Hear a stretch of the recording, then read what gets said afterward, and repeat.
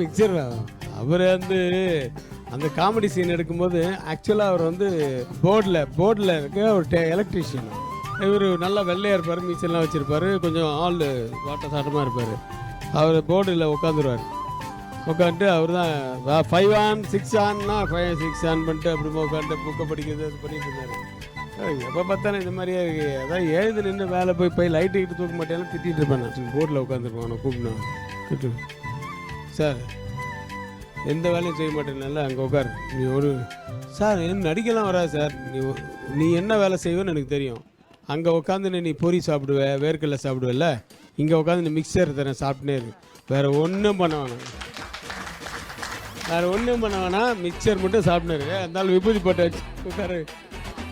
நடுவில் ஷார்ட்டையோ மிக்சர் மட்டும் ஆக்ஷன்னா நீ மிக்சர் சாப்பிடணும், வேறு எதுவும் பண்ணக்கூடாது, நல்லா அரைச்சி சாப்பிட்டு. அது என்னடான்னா அவர் ஃபேமஸ் ஆகி அதுக்கப்புறமா வீட்டுக்கெல்லாம் வந்துட்டார். வீட்டுக்கு தாப்பால தட்டில் பழம்லாம் இருக்கு. சார் என்ன நடிகை ஆகிக்கிட்டீங்க சார் நீங்கள். ஸ்ரீ குரு ராகவேந்திரா சுவாமி ஆஸ்ட்ரோ சென்டர். அனைத்து பரிகாரங்களுக்கும் ஜோதிடம் தொலைபேசி மூலம் சொல்லப்படும்.